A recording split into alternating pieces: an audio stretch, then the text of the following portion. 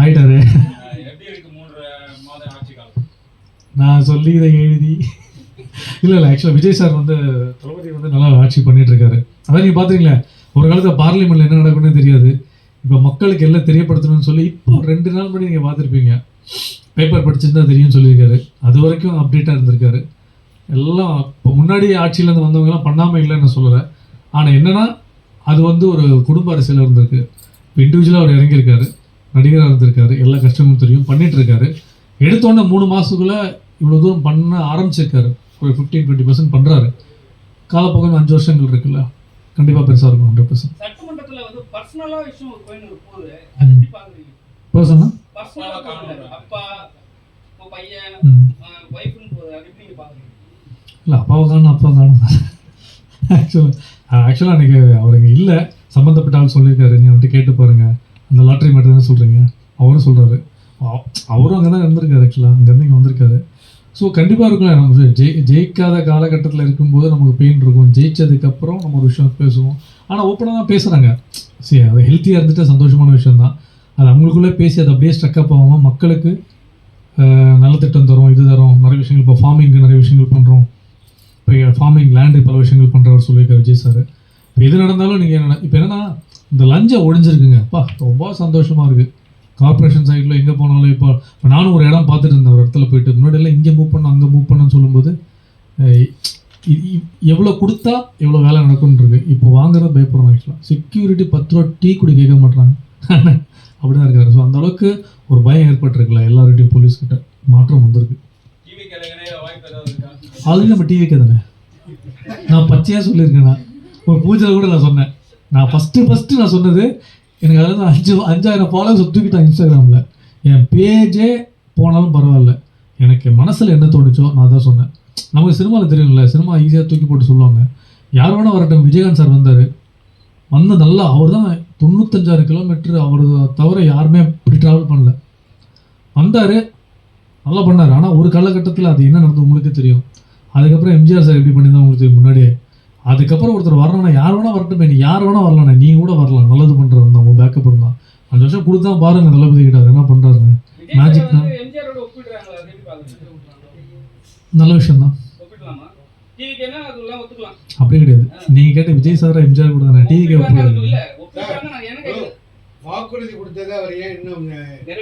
பண்ணுவாருங்க. 3 மாதம் தான் ஆச்சு, இன்னும் 5 வருஷம் 3 மாதம் இல்லையா பண்ணுவாருங்க. கண்டிப்பாக பண்ணுவார், பண்ணுவார், கண்டிப்பாக பண்ணுவார்.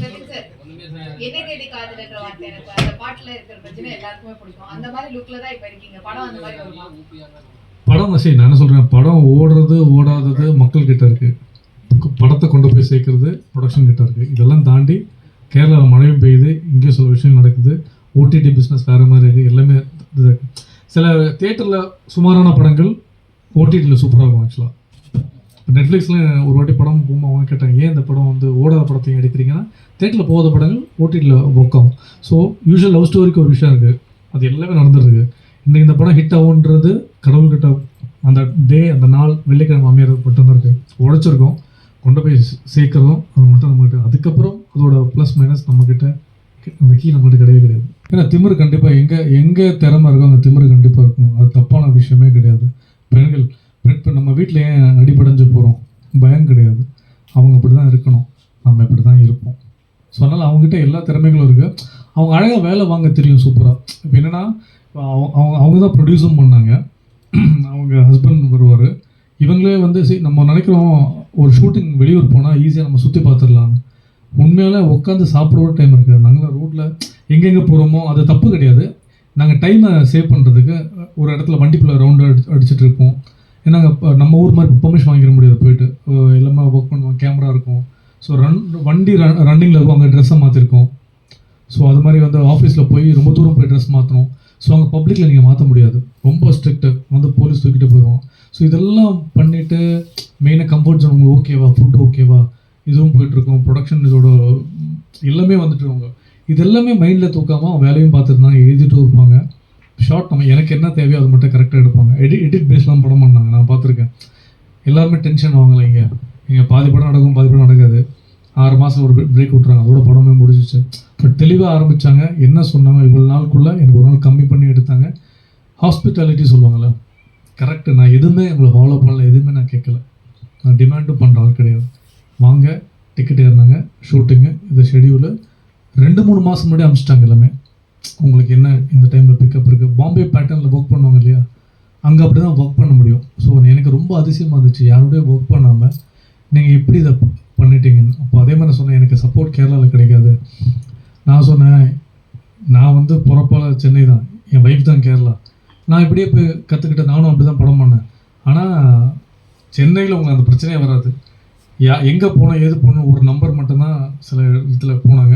டப்புன்னு முடித்தாங்க, டப்பிங் முடித்தாங்க. ஸோ அவங்க கம்ஃபர்ட் ஜோன் வந்து கேரளாவோட இங்கே தான் இருக்குது. அதிகமாக இனி அவங்க தமிழ் படம் தான் பண்ணுவாங்க. கரெக்டில் நீங்கள் தமிழ் சினிமா தாண்டி மலையாளத்துக்கு போயிட்டீங்க. அப்படி போகல. ஆல்ரெடி என் மலையாளத்தில் 4 படம் பண்ணியிருக்கேன். கடைசியில் லவ் ஆக்ஷன் ட்ராமா பண்ணேன், நிவின் பாலி கூட, நவீன் தாரா கூட. லாங்குவேஜ் தானே, நமக்கு அதெல்லாம் கிடையாது. எனக்கு சுத்தம் மலையாளம் தெரியாது. ஒய்ஃப் தான், அம்மா மலையாளி, அப்பா தமிழ், எக்மோர் தான் பூர்வீகம். ஆனால் நான் போய் இந்த ரன்னிங் பஸ்ஸில் பொங்கல், திருவாண்டம் இப்படியே ரன்னிங்கில் கற்றுக்கிட்டு இப்படி தான் நான் படம் பண்ணேன். ஆனால் நான் வந்து நானே டப் பண்ணுவேன். வாய்ஸ் வந்து நான் ப்ராம்ப்ட் எடுக்க மாட்டேன். என்ன மீனிங் கேட்டுட்டு நானே மலையாளத்தில் பேசுவேன். தெலுங்கு தெரியும், கன்னடாவும் தெரியும், எல்லாம் இப்படி கற்றுக்கிட்டேன்னு தவிர லாங்குவேஜில் ஒன்றுமே இல்லை. நம்ம எப்படி நடந்துக்கிறோமோ நம்மக்கிட்ட ஒர்க்கு வர்றது தான். இதுதான் நான் கற்றுக்கிட்ட விஷயம். அதனால் அவங்க ஒர்க் பக்கா, நம்ம ஒர்க் பண்ணிவிடுவோம். மலையாள ப்ரொடியூசர் அண்ட் தமிழ் ப்ரொடியூசர் என்ன வித்தியாசம் இருக்குது? மலையாள ப்ரொடியூசர், தமிழ் ப்ரொடியூசர் இல்லாமல் தமிழில் வந்து உங்கள் ஒய்ஃபு ப்ரொடியூசர் ஆகிட்டாங்க. அப்புறம் இல்லை, ப்ரொடியூசர் ஆகலை. ஒரு கதை வச்சுட்டு அவங்க படம் பண்ண டைரக்ட் பண்ணணும்னு ஆசைப்படுறாங்க. ஆக்சுவலாக இருக்குது. இல்லை, ப்ரொடியூசர் வந்து கம்பேரிசன் கிடையாது. இப்போ என்ன சொல்கிறது, இப்போ நான் இப்போ இருக்குல்ல, கம்ஃபர்ட் ஜோன் இருக்குது. இப்போ என்னன்னா, இப்போ இவங்க வந்து அங்கேருந்து வந்து படம் பண்ணுறாங்க. படம் பண்ணும்போது இவங்களுக்கு கம்ஃபர்ட் ஜோனாக மலையாளத்தில் வந்து சில விஷயம் ரொம்ப கஷ்டப்பட்டான்னு சொல்கிறாங்களே, அது உண்மை தான். எனக்கு கதை தெரியும். அது சொன்ன பப்ளிசிட்டியாக பண்ணுற மாதிரி நல்லா இருக்காது. அது பேக் ஸ்டோரியாக நம்ம தனியாக பேசுவோம், கண்டிப்பாக நான் சொல்கிறேன். ஆனால் இங்கே வரும்போது அவங்க அவ்வளோ கம்ஃபர்ட் ஜோனாக ஃபீல் பண்ணாங்க. அப்போ அவங்க என்ன நினச்சாங்கன்னா, நான் படம் டோட்டலாகவே வந்து நான் இங்கேயே முன்னாடி உங்களெல்லாம் மீட் பண்ணியிருந்தேன், நிறைய விஷயங்கள் டைம் சேவாக இருக்கும். ஏன்னா இப்போ நம்ம இங்கே மீட் பண்ணுறது ஒன்றுமே இல்லை. ஃபார் எக்ஸாம்பிள் விஷால் சாரை, கார்த்தி சாரை மீட் பண்ணோன்னா எங்கே பிச் பண்ணால் நமக்கு தெரியும். இவங்க அங்கே வந்து பெரிய பெரிய ஆக்டர் போய் மீட் பண்ணுறது சிம்பிள் தான். ஆனால் போகிற வழிகள் இருக்குல்ல, அங்கே டக்குன்னு கட் பண்ணிடுறாங்க. இங்கே எல்லாம் மாறி போச்சு, உங்களுக்கே தெரியும். ஈஸியாக நமக்கு கிடைக்கல கூட மற்றவங்க நல்லா இருக்கணும்னு ஆசைப்படுவோம். இப்போ இவங்க ஜெயிச்சிட்டாங்கன்னா நாளைக்கு எப்படியும் நமக்கு ஒரு படம் வரும், இல்லை நம்ம ஏதோ ஒரு விஷயம் வரும்போது நம்ம கனெக்ட் ஆகும். இந்த கனெக்டிவிட்டி இப்போ இருக்கிற ப்ரொடியூசர்ஸ்க்கு படம் பண்ணவங்க கூட படம் பண்ணிடலாம். படமே பண்ண தெரியாமல் கூட படம் புரிய வைக்கிறதுல ரொம்ப கஷ்டம். ஆக்சுவலாக அப்படி நிறைய படங்கள் ட்ராப் ஆகிருக்கீங்க சென்னையில். நான் இப்போ பரவாயில்ல, 25 நாளில் படம் முடிக்கிறாங்க, வராங்க. எல்லாம் நம்ம நேரம் தான். நேரம் நல்லாலாம் எதுவுமே நடக்காது. இது ஒரு சின்ன ஒரு பர்சனல் கொஸ்டின். என்னன்னா, நிறைய படங்கள் நீங்கள் பண்ணுறீங்க, ஆனால் அது வந்து கொஞ்சம் கை கொடுக்க மாட்டேங்குது. சில படங்கள் கை கொடுக்குது. அப்போ அந்த நேரத்தில் வந்து பிரஜனோட மனநிலை என்னவா இருக்கும்? வீட்டில் அவர் என்ன பண்ணுவார்? வீட்டில் சும்மா தான் உட்காந்துருப்பேன், பிரச்சனை இல்லை. 2 குழந்தை இருக்குது, 2 ட்வின்ஸ் இருக்குது. ஜடா புட்டி விட்டுட்டு இருப்பேன், சாப்பாடு விட்டுட்டு இருப்பேன், டாக்டர்கிட்ட கூட்டிகிட்டு போகிறது, இது மாதிரி விஷயம் தான். ஆனால் நான் சொன்னேன், பிக் பாஸுக்கு முன்னாடி, பிக் பாஸுக்கு அப்புறம் இல்லை, ஜெயிக்க வேண்டிய வேலை கண்டிப்பாக இருக்குது. நான் என்னோடய ஃபிட்னஸ், நான் எப்போ வெயிட் ஏற்றி நீங்கள் பார்த்தே இருக்க மாட்டீங்க. நான் அப்போ எப்பவும் ஒரே மாதிரி தான் இருக்கேன். எல்லா வீட்டையும் பழகிறது, பேசுகிறது எல்லாமே இருக்குது. நல்ல கதைகள் நான் ஒர்க் பண்ண எல்லாமே, இன்க்ளூடிங் இவங்க எல்லாமே டெபியூட் ஆக்டர் தான். நடித்த படங்கள் எதுவுமே லாஸ் ஆகி ப்ரொடியூசர் காணாமல் போய் ஊரை விட்டு ஓடினதே கிடையாது. அதே ப்ரொடியூசர் நான் 2 படம் பண்ணியிருக்கேன். இப்போ ரெட் ஃப்ளவர் பண்ண டேரக்டர் கூட படம் பண்ணிகிட்ருக்கேன். ஊருக்கு 2 ஊதாரி, இதெல்லாம் பூஜை போட்டு இதோட விஷயமும் ஆரம்பிக்கிறேன். இவங்க கூட அடுத்தடுத்து இவங்க பண்ணுறாங்க. ஸோ நல்லா ரேப்பும் இருக்குது. அதனால் எப்பவுமே வந்து சோர்ந்து போனதே கிடையாது.